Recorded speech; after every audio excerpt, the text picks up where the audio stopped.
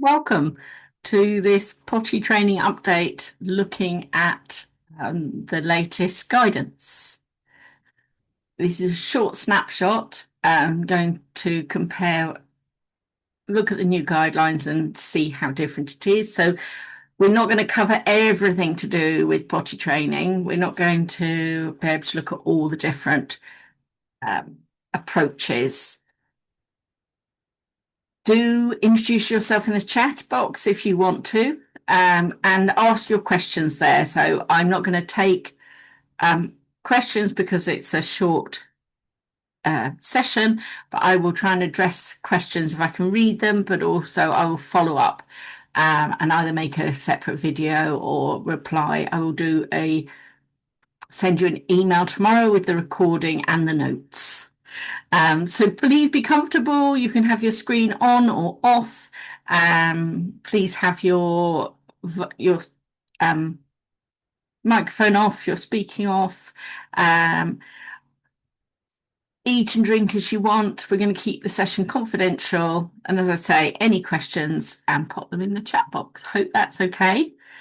I'm going to see how I can see the chat box on my toggle subtitles and what I want. Right, we'll just give it a go. Bye. So hopefully you're going to go from a bit confused to understanding and confidence. And because I know it's really confusing and some people don't know that the recommendations have changed. Some people don't know. Some people know, but not quite sure what that means or how it's different.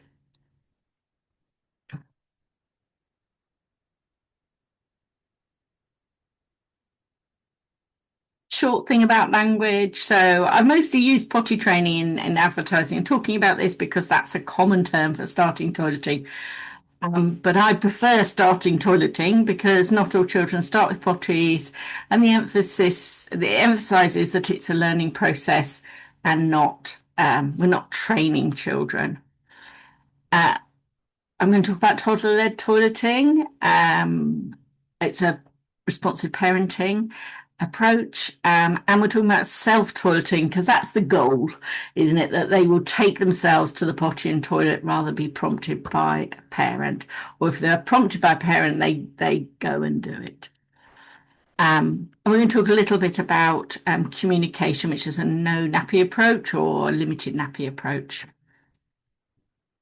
Let's start here. Let's meet these lovely children, Armajit, Bethan, and Charlie.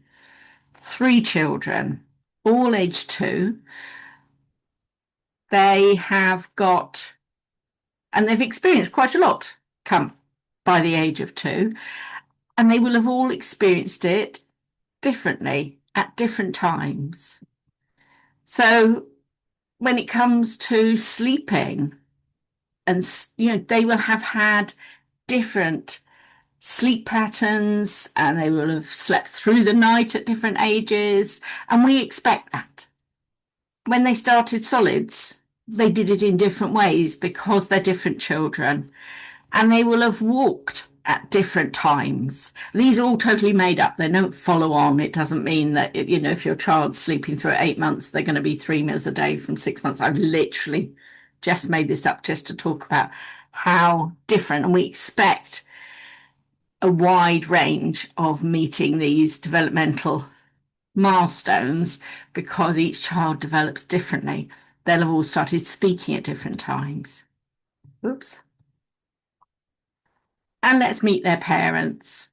Now, these parents are likely to have asked for advice or looked for advice and information to make decisions on how they deal with sleep, starting solids weaning, walking, talking, and now potty training, starting toileting. And probably like yourself, it will come in different forms, some wonderful and some less wonderful. The worst parenting advice is prescriptive. There's one way of doing it and you do it this way, and if you don't do it this way, you're doing it wrong. And that can come from professionals. It can come from books. It can come from other parents. The next one is the one I hate the most. Do it this way because it worked for me. Why don't you try? Because when I had that, I did this. And particularly with your children are all different. So what works for one person is, and one child is very unlikely, not necessarily going to work for somebody else.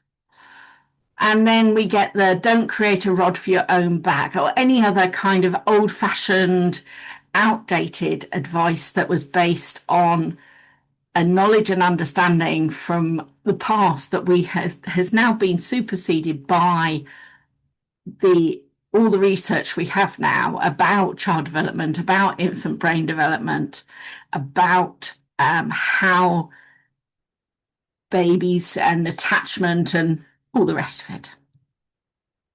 Keep pressing the wrong thing. There we are. There's some good research to say that the best kind of advice is, and the best kind of support, it's evidence-based information that's guided by what the actual research says rather than anecdotes. That it is flexible because it can be adapted to the child, your child, rather than one size fits all.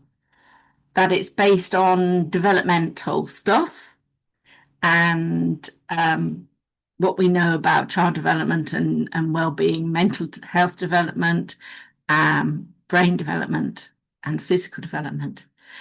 And the best advice is finding what works for you and your child and the focus on good enough, not being perfect. I just want to check to see if anybody else has joined, wanting to join.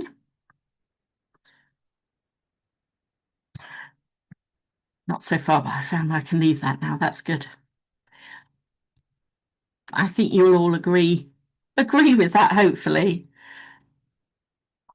So this is my approach. I sat and thought, what's my approach? Because this is not just for toileting. This is for everything that I do. And I know some of you have done quite a bit of my training. So I think you'll see these elements in the things that you've done with me already. That we start with that every child is different, every parent is different, every family situation is different. So we can't be prescriptive when we're supporting families. We need to give parents information, evidence-based information. Then we need to give them some space and to think about it, to talk it through, and then support. The second thing is that parenting has more trial and error and more failure than is generally recognised. And that means that we have to have open conversations, non-directive and non-judgmental, and have realistic expectations and give parents realistic expectations as well. Again, good enough, not perfect. And my third thing is that I just think children are wonderful. I love working with children. I love watching their brains work. And children want connection. Then we have to remember that their brains are in development. And that means we need to always be thinking about the bigger picture rather than like seeing starting solids or walking or starting toileting as something that we need to tick off to be a good parent, that actually we're supporting our child, and how we do that has a big influence on them growing up in terms of how they feel about themselves, their confidence, how their brain's developing, their self-image, their sense of belonging and autonomy. And I'm actually going to do a training in September about autonomy because it's really, really interesting research about giving children autonomy, particularly bodily autonomy, in a supported way, and how that leads on to greater confidence, which then leads on to independence, and that way round rather than starting with independence. Yeah, so that's well, I just thought we'd do that. So bigger picture, yes, we need to be thinking when we're talking about starting solids or we're talking about starting toileting, we need to be thinking about how this might impact onto babies' development in a wider spectrum and their sense of self.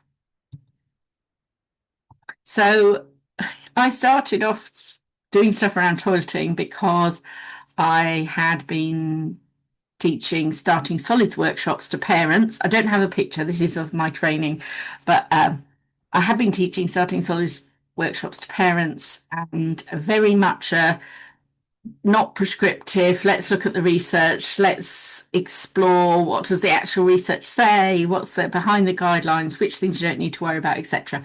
And lots of my clients were started because their children had grown up and they were like, can you do something like that but for toileting? So this was back in 2020. And so I developed toddler-led toileting course, and with a responsive parenting approach, and very popular. And I now train other people, and I'll talk a bit more about both the course for parents and the course for practitioners at the end. So that's where we started. And toddler-led toileting, the phrase wasn't mine, but I don't think there is another one like it. I know that there are some toilet learning ones, but don't necessarily use the term toddler-led toileting. But these are the 5 principles that starting toileting is physiological development. Stuff needs to happen in the body for your child to be able to self-toilet. That toileting is a normal bodily function. Everybody does it, from the king to the pope, to Taylor Swift. We all wee and poo. And it helps our children if we can get over that, and if we can normalize it. That a positive relationship with your own body, with your child's own body, having a positive relationship with their body is really helpful. And starting toileting is a really great time to do that. So things like, in the course we talk about using proper names for body parts, and thinking about how we talk about ourselves, as well as how we talk about our children and their bodies. The 4th one is that we're keeping emotions out of it, like keeping our emotions out of it, is really helpful when it comes to toileting. And a reminder that every child is different, so your child's not going to do it like other people's. And all of this means no pressure on you, no pressure on your child. Makes it a lot easier. So here's a bit more about toddler-led toileting. So lots of preparation, as I say, normalising it. So pointing out wees and poos that animals do, talking about your own wees and poos, talking about their body and their wees and poos, doing lots of play. So playing with the potty, role-playing with the teddies, books and TV programs about it, thinking about body positivity, and also then just observing them and seeing what they do so that you are able to help them. I do talk about signs of readiness, which is a bit controversial, and it's different from what's being proposed now. So I'm going to talk about that. And this is very much following the child's lead. So from when to start, it's not waiting for the child to say, I want to use the potty, but it's following their signals of where they are. But I'm going to talk about that. And following on those things I've already said. Any comments so far, or questions, just keep putting them in the chat. I'll find out how to do that. There we go. So the previous advice from the UK government and NHS was that parents choose the time to start around 2.5 years, and either based on their age or whenever it's convenient. So when you've got some time off, or even waiting for the better weather. It's about encouraging the child to sit on the potty a lot.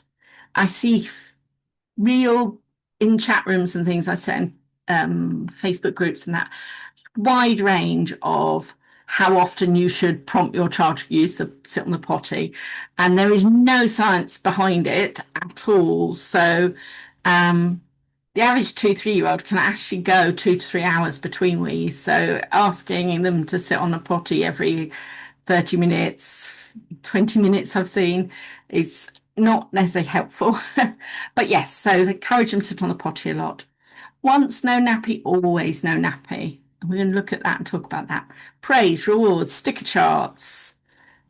And there's lots of issues with those. A bit of praise and encouragement is good, but it has to be moderate because it can cause you problems. And while it's not overt, criticism, threats, punishments are often there alongside. So not getting a sticker. If you don't sit on the potty, you're not going to get a sticker. So you don't get a sticker, it's punishment. It's oh, you've now wet through your trousers twice, so we can't go out. We're not going to go to grandma's because you've wet yourself. That sort of thing. And then emotional language, like do it for mummy, daddy, nanny will be pleased. And this idea that all children should be dry by a certain point. This is the new way. So there's 3 parts to it: preparation, practice, and stopping nappies. And I'm going to send you the link. I'm going to send you the PDF of the potty training guide from the government. There's quite a lot in there and lots of tips and things. So I've only summarised it here. So preparation. So one of the things they talk about is changing nappies immediately that they're soiled, that you notice. And the second thing, so the idea that children don't think it's normal to sit in wee or poo. Obviously, there are issues with that, whether you're able to notice, whether your child, whether you're working, we've got other children, all sorts of things around that. But again, we're not going for perfect. We talk about starting to change nappies in the bathroom and to do it standing up. And obviously that can be a nightmare when it's poos. It depends how much they've sat in it, isn't it? So some of these will work and some of these are not going to be as doable. It depends on your child and it depends on you and what you want to do. These come from recommendations for older children who have struggled with potty training, and they are putting this in here as to create association with the child and the bathroom. They talk a lot about the guidelines talk a lot about introducing the potty or even the toilet, perhaps even starting with the toilet, and also being matter of fact, which again, everybody poos, everybody wheezes. It's what our bodies do. That's what our bodies do when they're working well. Then the next thing is practice. So regular sitting on the potty toilet at specific times. So it doesn't mean regular like at certain time, every half an hour or anything, but it means like after lunch or whenever you know your child's time, because a lot of children, not all, but a lot of children will poo at a certain time. So you could sit them on the potty then. Or sit them on the potty before they get in the bath. That can be a good time. And there's certainly nothing wrong with that. But one of the things that's interesting is not in the guide, but it is in a website called Eric, which I'll talk about what that is in a minute. It's the same person has written both. And they talk about starting to sit the baby on the potty from when they can sit up, once or twice a day. And I'm going to talk about that too. Regular nappy free time. And I think that's really important because your child needs to experience weeing and pooing and it coming out of their body for them to be able to control it. If they only never see it, hear it, if they're just going into cloth or into a nappy, then that can be harder for them to understand what's happening. And you can support them. They're in the bath. They do a wee. You go, oh, you just did a wee. The wee came out of your penis. The wee came out of your urethra. It came out of your bottom. You're in the garden. They do a wee or a poo. If you're going on holiday, going to the beach, they don't need to wear swim nappies at the beach. Everybody else is peeing in the sea. They do not need to have swim nappies at the beach.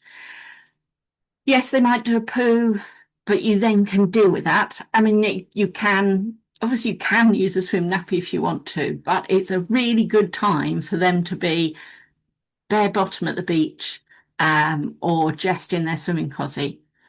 And yeah, in the garden, really good times for them to be nappy free, but also like when they just had been changed, just before they go to bed, when they get up in the morning, these are times where you can just have them, let them have 10 minutes, half an hour of no nappy on. And I know not every child will want that, but this is where you can help to normalize it so they don't feel too awkward about having no nappy on. Then they talk about stopping nappies. They do talk about it being a process and not a single event, which I like. They do suggest that you start thinking about doing it, maybe start at 18 months or certainly after 18 months to think about it, with the aim of them being fully out of nappies by 30 months, which is 2.5. Now, there's a big gap there, isn't there? That's like a year. That's not necessarily very helpful about when in that year is a good time to start. And is it right for all children? One of the things they emphasize is that, well, I'm going to look at it. We're going to look at it. I've got a bit of research around this and why it's suggested. They look at the signs, and by that I mean the cues that your child needs a wee or needs a poo, is about to do one, and then get them to the toilet quickly. And so a lot of this, particularly if you're starting early, may just be catching and have a lot of input from you. But that's what we're going to talk about. They say don't wait for signs of readiness. And we're going to talk about that. Lots of learning through play. And it does say on the ERIC website, it says pause if needed, but it doesn't say that in the potty training guide. I have looked through it a few times, but somebody else, if you find it in there, let me know. For some toddlers, potty training comes easy. For many others, however, it's a gradual months-long process with some hiccups along the way. So I really like that, setting expectations. So why has it changed? Let me see. Has anybody put any comments? Are you all right? Not sure I can. I've got a new computer and, I know I can find it. Chat. No, not yet. That's fine. Good. So, big concerns about children starting school, not just the fact that so many are still wearing nappies when they start reception, but also that they are not using cutlery and other things. I mean, I've done videos about it, and I've written I wrote a blog about why I think people are doing potty training earlier, and I will send you the blog post link when I do the email. And I've copied a quote from, so this research that's a lot of this is based on came out of an organisation called Kindred Squared, and this quote is from their website, and I think that's from a mum. I think that's actually quite indicative of where we are. They've not got support. That's why they need people who can provide workshops and can help and support them. So I've written Rebecca Mottram there. So Rebecca Mottram is a children's nurse and researcher, and her specialism is potty training, starting toileting. She has a podcast called Go Potty, and she has written a book called Positively Potty. This is her second book, I think. I don't know, the other one's a bit old. In 2021, ERIC, which is the Euresis, it's a charity that started around supporting children who are having problems with their bladder and their bowel. So it's known as the Bladder and Bowel Charity, children's charity. And they brought her in to change what they were offering, because a lot of the stuff they had around potty training was quite behaviourist. So a lot of rewards, a lot of what we call conditioning. And started to see a change then from the ERIC, a much more holistic and supportive approach. And then the government got Rebecca Mottram to write that guide. And one of the things that's interesting about her is that she's got two children and she did elimination communication with both of those. So that's why there's quite a lot of elimination communication in the guidelines, like the sitting them on the potty when they can sit up. I think it's quite interesting. It's good to have that. Yes, I do have a quote, a source for the 1 in 4 school starters in nappies quote. I mean, this was from a newsletter headline, but it comes from the Kindred Squared report. I will send it to you in the email, but you can look it up if you. I think they're doing like a starting reception report or something, but Kindred Squared. And that's the 1.4 hours and 70%. I screenshotted that from Kindred Square's website. Right. So what do I like about it, this new approach? I love the big emphasis on preparation, and I think absolutely it's so much harder if you haven't done it. Preparation underpins it all. I like the positive language as well. I like the fact that this thing is a process, that it's supporting your child learning new skills, and that there's a positive attitude to accidents, so no shame. And I think that's so important. The only thing it talks about in the booklet about getting your child to help clear up. And for some children, that will feel like a punishment. And I don't necessarily think that children should be cleaning up wheeze and poos at their age.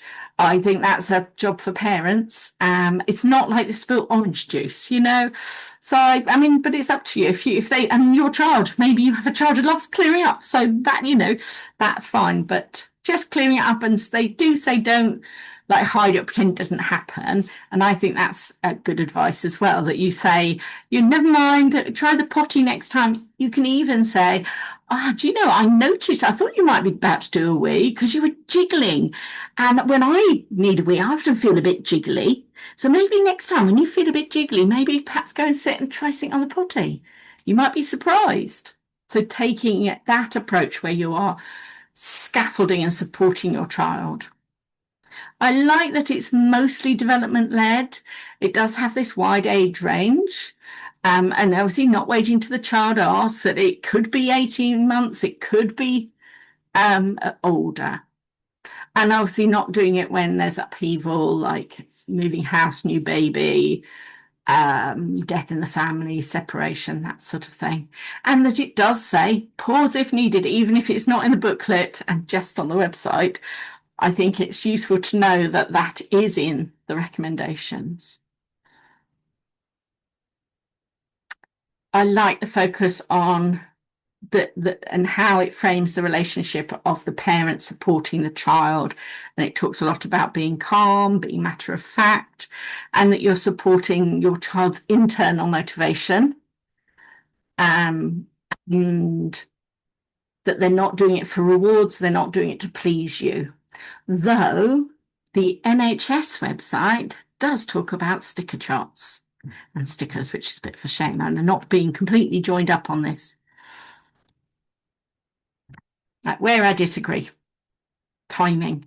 Saying, right, you could be doing it from 18 months and you need to get it done by, or else this could be bad. This could really put pressure on parents to start earlier than their child is ready. And in fact, the approach tends to encourage that to a certain extent, unless you read the nuance. And if you start too early, then it can just be longer, more work, because you're just changing clothes more often. You're having to support the child. They're further away from self-toileting. I'm going to look a bit more at the signs of readiness, but because I think if you just say don't look at the signs of readiness, and obviously some children, particularly if they've got disabilities, may not show signs of readiness. But also I think the signs of readiness that they talk about aren't necessarily what I would call signs of readiness, but we're going to look at that. I think the developmental signs can be a guide. It's not like starting solids where you have 3 signs of readiness, boom. It's more about what does my child's behaviour tell me where they are. We're going to look at that. I think it's quite parent-led because of the timing and the not looking at signs of readiness. I think the emphasis that parents choosing the time, there's pressure and fear on parents, and it forgets that every child. It does mention every child's different, but the overall push, do you see what I mean? And I disagree with the once no nappy, always no nappy. We don't say when they start walking, we don't say, oh, you're out of a buggy now, so can't use a buggy again. We recognise there are times when they are tired or it's further to go or we're in a hurry and they need to go in the buggy. And also, if you choose a time when the child is that the child's not ready and they're not quite walking, and but you've left the buggy behind because there's no buggy anymore, and actually they need a lot more support from you, whereas you can wait or put the nappy back on, try it for a bit, put the nappy back on, try again later, which is the pause that they talk about in the nuance bit. Right. So, I mean, I don't massively have a problem with sitting babies or holding babies over potties when they're 6 months, 9 months from birth. We know babies can pee on potty from birth. We know that that can help with starting toileting. But also, I know it's not for everybody. People have different lives. They have lots going on. And also, I'm neurodivergent. I didn't pick up on my baby's cues. That whole, you can listen to the different types of cry. Not for me. I couldn't tell the difference between my baby's cries. No. So it's not for everyone. And it may be for those people, it's great. I think it's going to work, but we just have to remember that that's not going to be everybody. And if you want to do it, great, wonderful. I think it's a really positive thing, but don't feel bad if you're not doing it. So there is some research that says that waiting to start beyond the 2 could start increase bladder issues in UTIs. And I've got some quotes there from the research, and I'll send you the links for all this research in the notes. But these studies are quite small. There are some issues with how what you define as being toilet trained, and some of it is self-reporting. There's also some research that says actually it's beneficial to wait till after 27 months. So that's 2.25. And that actually, if you start later, it is shorter. I still think these are quite long times, but if they including here night time, then maybe that it would be that long. It can be longer.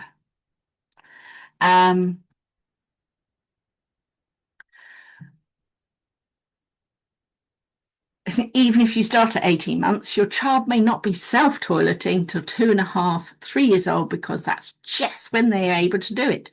I have this book from when my mum had me back in the late 60s, and there's a whole section on potty training. It's Dr. Benjamin Spock, Baby and Childcare.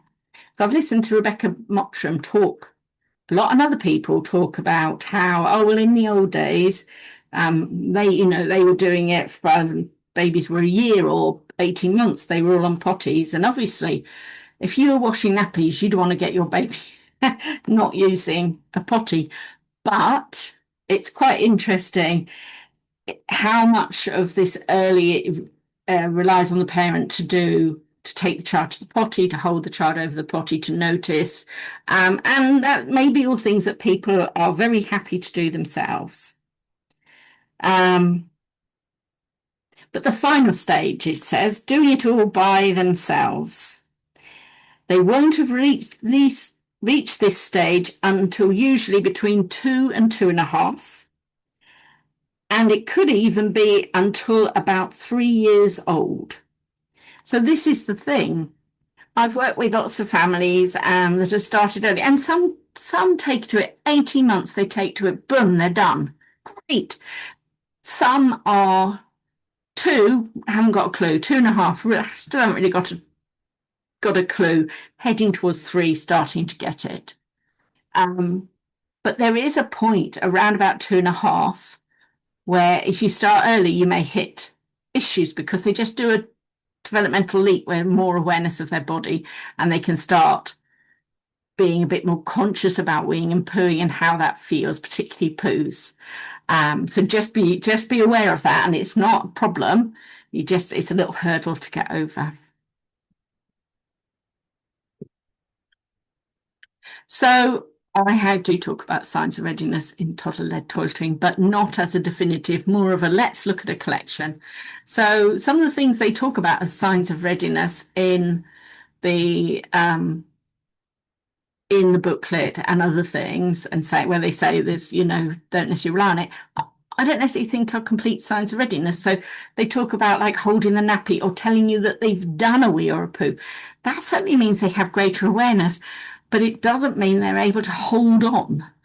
And that's what they need to be able to recognize they need a wee, and then recognize they need a wee early enough to get to the toilet. And then there's also another thing about being able to release, and that can come a bit later as well. Whereas these signs are much more about that they know in advance that they're able to hold on. So they're hopping, jiggling. Wants to use a potty or toilet can be a really positive thing, or it could just be that they saw their people at their childminder using a potty and it's a novelty thing. And in which case they're not going to be able to do it. If they're going to self-toilet, they need to be able to turn themselves around. Otherwise, it's involvement from you, which is, that's nothing wrong with that. And as I said, holding on, right. Definitely practice taking trousers up and down. So this is a new thing for those of you starting toddler toileting training. I created this readiness wheel. So it just gets you to think about where they are on each of the sections, each of the areas of development, and it just tells you how likely potty training is to be successful if you went no nappy. Child-led. There's actually some good research that talks about child-led stuff. So the benefits of autonomy, as I said, watch out for my thing I'm going to do in September. The supports a positive relationship with their body, so that bigger picture stuff. And it's just less stress because you're doing it when the child's ready to do it and feeling motivated to do it. And you're able to work with them rather than trying to get them to do something that they're just not able to do at this moment, which can lead to conflict and stress.